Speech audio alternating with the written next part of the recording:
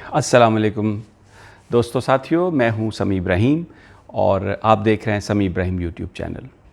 آج 15 جولائی ہے اور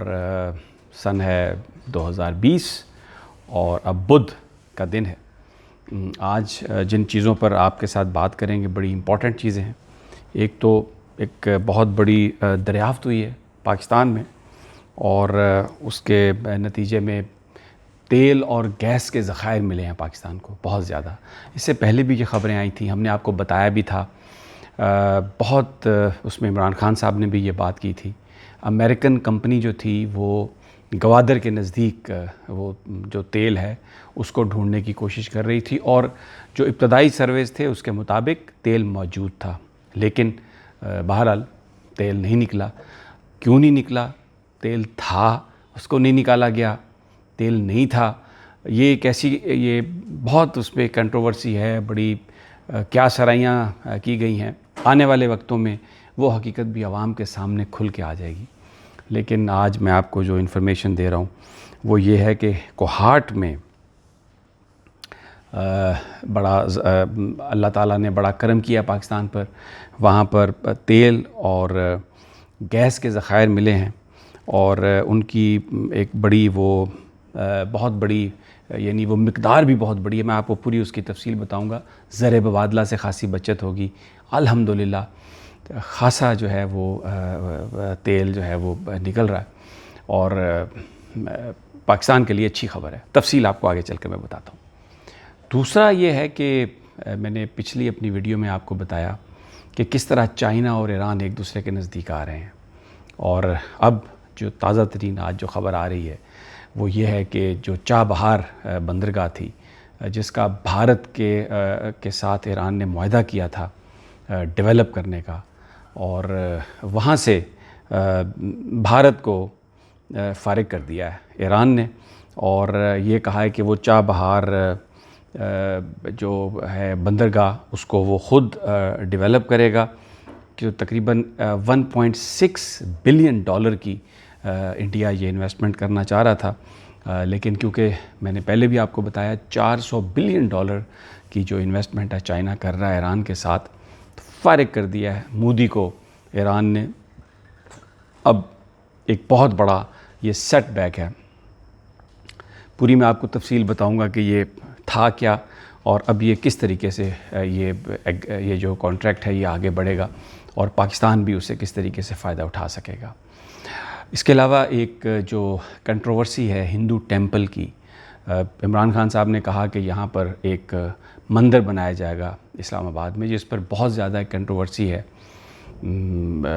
بہت سارے لوگ کہتے ہیں نہیں ہونا چاہیے، چودھری پرویز الہی صاحب نے بھی یہ بات کہی۔ اب ڈاکٹر ذاکر نائک نے اس حوالے سے ایک بات کہی ہے، میں ان کی اس بات سے تھوڑا ڈس ایگری کرتا ہوں۔ وہ بہت بڑے عالم ہیں، میری کیا مجال، لیکن بہرحال میری ایک اپنی اوپینین ہے۔ انہوں نے بھی یہ بات کہی ہے کہ اسلام میں اس بات کی گنجائش نہیں ہے کہ کوئی مسلمان ڈونیٹ کرے کسی ٹیمپل کے لیے، اور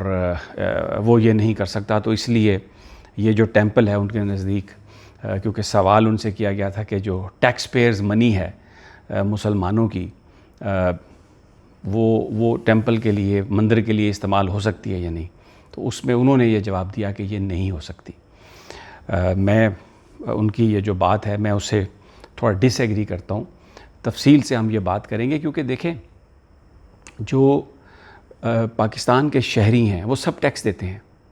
ہندو بھی ٹیکس دیتے ہیں، کرسچین بھی ٹیکس دیتے ہیں،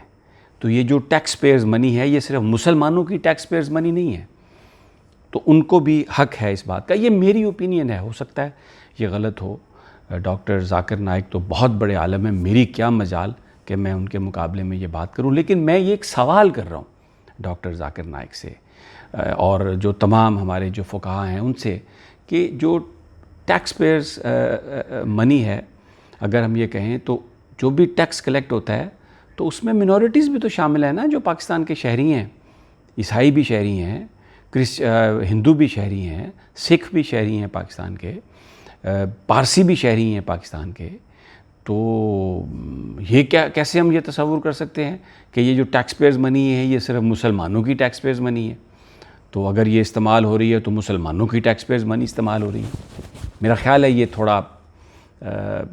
اس کو اگر کوئی کلیئر کر دے میرے لیے تو میں بڑا مشکور ہوں گا، لیکن میرا یہ خیال ہے کہ یہ بالکل قطعی طور پہ غلط ہے کہ یہ جو پاکستان کی خزانے میں پیسے ہیں یہ صرف مسلمانوں کے پیسے اکٹھے ہوتے ہیں۔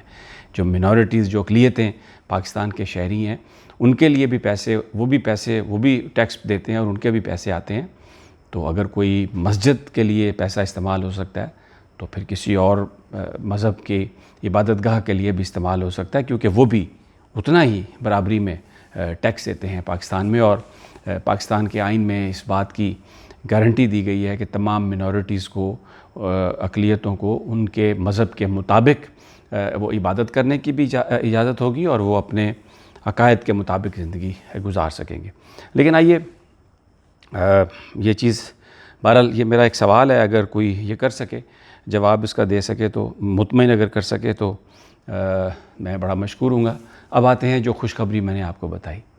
دیکھیں، یہ ضلع کوہاٹ میں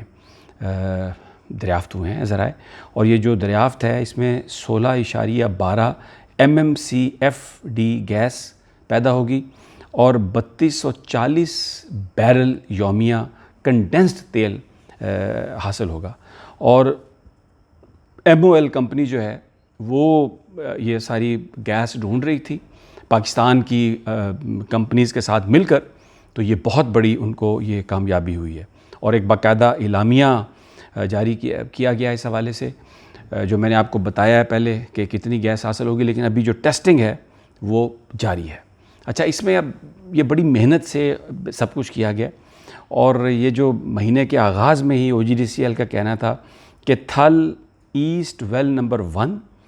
اور بھمرا کنواں نمبر 1 سے جو دریافت گیس ہے اس کی کمرشل پیداوار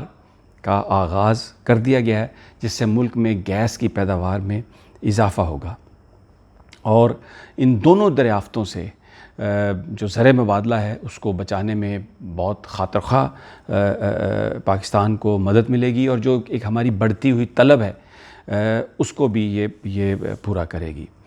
تو اچھا، یہ بھی میں آپ کو بتا دوں کہ دسمبر 2019 میں پاکستان پیٹرولیم نے سندھ اور بلوچستان میں تیل اور گیس کی جو یعنی دریافت کا انہوں نے اعلان کیا تھا، اور پاکستان اسٹاک ایکسچینج کو انہوں نے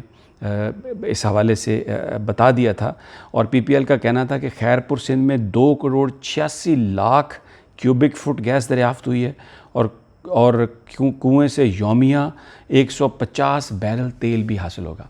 تو مختلف جگہوں پر گیس کی تلاش جاری ہے، پیٹرول کی تلاش جاری ہے، اور الحمدللہ اس میں کامیابیاں بھی حاصل ہو رہی ہیں چھوٹی چھوٹی، لیکن یہ تو بڑی کامیابی ہے کیونکہ 3000 بیرل کنڈینسڈ آئل سے زیادہ یومیہ یہ حاصل ہوگا، اور اس سے بڑی پاکستان کو زر مبادلہ میں بچت ہوگی، اور جو ہماری گیس کی جو بڑھتی ہوئی جو طلب ہے وہ پورا کرنے میں بھی اس میں جو ہے وہ ہمیں خاصی جو ہے وہ اس میں مدد ملے گی۔ اس سے پہلے میں نے ذکر کیا تھا کہ جب سعودی عرب نے یہ کہا کہ وہ گوادر کے پاس ایک $20 بلین کی انویسٹ کر کے ایک ریفائنری وہاں پر وہ لگانا چاہتے ہیں، آئل ریفائنری، تو وہ بنیادی طور پر جو امریکن کمپنیز ہیں انہوں نے جو ایکسپلوریشن کی ہے اس کے مطابق پاکستان میں شیل گیس کے بہت بڑے ذخائر موجود ہیں، بہت بڑے ذخائر موجود ہیں۔ کسی وجہ سے وہ جو ماضی کی جو کوشش تھی جس میں اپوزیشن نے بڑا مذاق بھی اڑایا عمران خان صاحب کا اور دوسرے بہت سارے کہ جناب یہ دیکھیں اب یہ کہہ رہے تھے تو اب وہ کچھ نہیں نکلا، لیکن وہ ابھی بھی آپ جو کنسرن لوگ ہیں جو معاملات کو سمجھتے ہیں، اگر آپ ان سے بات کریں تو وہ آپ کو بتاتے ہیں کہ بہت جلد اس حوالے سے بھی آپ اچھی خبر سنیں گے، اور پاکستان میں جو تیل اور گیس کی جو دریافت کرنے کی جو کوشش ہو رہی ہے اس میں بہت بڑی کامیابی ملے گی۔ یہ کچھ کمپنیاں جو ہیں آپ کو پتہ ہے اپنے آقاؤں کو خوش کرتی ہیں، تو لیکن پاکستان میں تیل موجود ہے، اور اللہ کی رحمتیں ضرور پاکستان پر آئیں گی، اور یہ غربت ہمارے ملک کی ختم ہوگی۔ اب دوسری خبر جو ہے وہ ایران کے حوالے سے میں نے آپ کو بتایا تھا کہ چائنا کے ساتھ ان کی ایک بڑی انویسٹمنٹ ہو رہی ہے، لیکن اب جو تازہ ترین اس میں یہ ہے کہ ایران نے کہا ہے کہ انڈیا تاخیر کر رہا ہے، تو 1.6 بلین ڈالر جو وہ انہوں نے کہا تھا کہ جناب ہم چاہ بہار جو ایرانین بندرگاہ ہے اس کو ہم ڈیولپ کریں گے، ایران نے بھارت کو کہا ہے کہ آپ تاخیر کر رہے ہیں اور انہوں نے ان سے نکال دیا ہے اس کو۔ اچھا، یہ میں آپ کو بتا دوں 4 سال پہلے مئی 2016 میں چاہ بہار سے زاہدان تک